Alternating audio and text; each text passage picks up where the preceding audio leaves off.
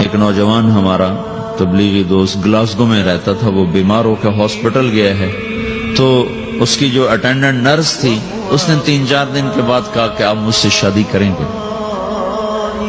اس نے کہا میں مسلمان ہوں، تم کرسچن ہو؟ کہا میں مسلمان ہو جاؤں گی اگر آپ شادی کر دو تو میں مسلمان ہوں۔ اس نے کہا تم کس وجہ سے مجھے یہ پیشکش کر رہے ہو؟ وہ کہنے کہ میں 3 دن سے تمہیں دیکھ رہی ہوں تو کہ تم نے ایک دفعہ بھی نظر اٹھا کے مجھے نہیں دیکھا، میں نرس ہوں، میری زندگی یہاں گزری ہے، میں نے کوئی نوجوان ایسا نہیں دیکھا جو لڑکی کو دیکھ کے نظر جھکا لیتا ہو، میں پہلی دفعہ اپنی زندگی میں کسی کو دیکھ رہی ہوں کہ جب اس کے سامنے میں آتی ہوں تو اس کی نظر جھک جاتی ہے، تو مجھے یقین ہو گیا تیرے اندر سچائی ہے۔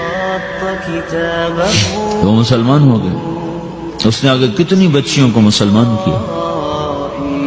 پھر اشفاق احمد صاحب مرحوم تھے، یہ ڈرامہ رائٹر، ان سے اچھی سلام دعا تھی میری، تو ایک دن مجھ سے کہنے لگے کہ میں تبلیغ کے کام سے متاثر ہوا ہوں انگلینڈ جا کر، پاکستان میں نہیں انگلینڈ جا کر، کہ میں ایڈنبرا میں پارک میں بیٹھا تھا، میری بیوی میرے ساتھ بیٹھی تھی، تو ایک جماعت آئی، انہوں نے آ کر اذان دی مغرب کی اور نماز پڑھی۔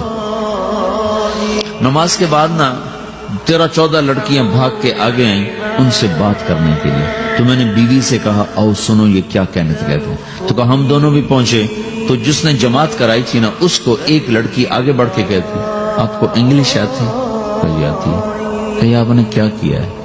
کہی ہم نے اپنی عبادت کی۔ تو لڑکی کہنے لگی آج تو اتوار نہیں ہے، تو اس نوجوان نے کہا کہ جی ہم دن میں 5 دفعہ کرتے ہیں، صرف اتوار کو نہیں، روزانہ 5 دفعہ۔ وہ لڑکی کہنے لگی یہ تو بہت زیادہ ہے، آپ اس کو کیسے نبھاتے ہیں؟ تو اس نے اس کو جواب دیا، 2-3 سوال اس نے اور کیے، جواب دیا، تو کہنے لگی اچھا بہت مہربانی، اس نے سے ہاتھ بڑھایا آگے ملانے کے لیے نا، تو وہ نوجوان کہنے لگا میں آپ سے معافی چاہتا ہوں، میں آپ کو ہاتھ نہیں ملا سکتا۔ تو اس لڑکی نے کہا کیوں؟ کہ یہ ہاتھ میری بیوی کی امانت ہے اور کسی کو نہیں لگ سکتا۔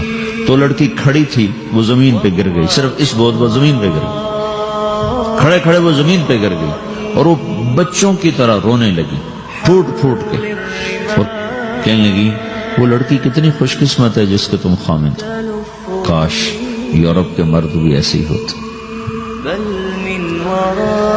جس رب نے نفسیات بنائی ہے وہ اگر کوئی عورت کپڑے اتار دے تو اس کی نفسیات بدل جائے گی، چاہے وہ مغرب میں پیدا ہو چاہے وہ مشرق میں پیدا ہو۔ عورت کی نفسیاتی حیا ہے اور وفا ہے، کسی وفادار کی تلاش ہے، تو وہ اس کو پتہ بھی نہیں ہے کہ مشرق کا حیا کیا ہے، لیکن وہ اس کو اللہ نے عورت بنایا ہے، اس کے اندر کی وہ نہیں مر سکتی چیز۔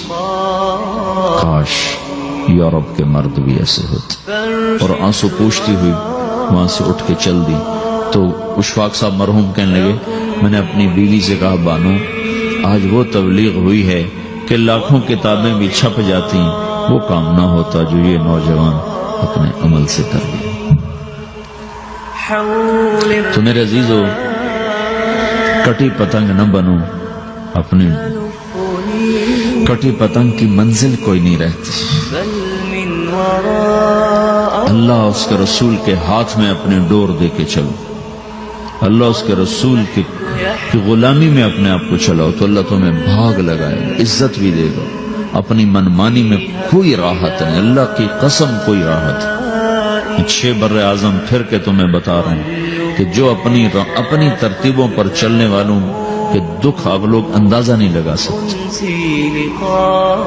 چلنا ہے تو اللہ اس کے رسول کی زندگی کو اپنا کے چلو، اللہ تمہاری دنیا بھی سکھ والی بنائے گا، آخرت بھی سکھ چین والی بنائے گا۔ لیکن یہ سیکھنا پڑے گا، سیکھنا پڑے گا۔ تبلیغ اس کو سیکھنے کی محنت ہے اور اس کو آگے پہنچانے کی محنت ہے۔ تو یہ عمر ہے، اس وقت ساری دنیا اسلام کے لیے تیار ہے، چونکہ نظریاتی طور پر دنیا شکست کھا چکی، کسی کے پاس کچھ نہیں۔ تو ہمارے پاس ایک ایسا خوبصورت نظریہ ہے کہ جو ان کو بڑی تیزی سے اپنی طرف کھینچ سکتا ہے، اور اللہ کا احسان ہے کہ تیزی کے ساتھ نسلوں کا رخ اللہ کی طرف ہو رہا ہے۔ تھوڑی ہمت کرو، چھٹیوں کا وقت تبلیغ میں دو، باقی وقت اپنی تعلیم کو دو، گھر جاؤ تو ماں باپ کے خادم بن کے رہو، نوکر بن کے رہو۔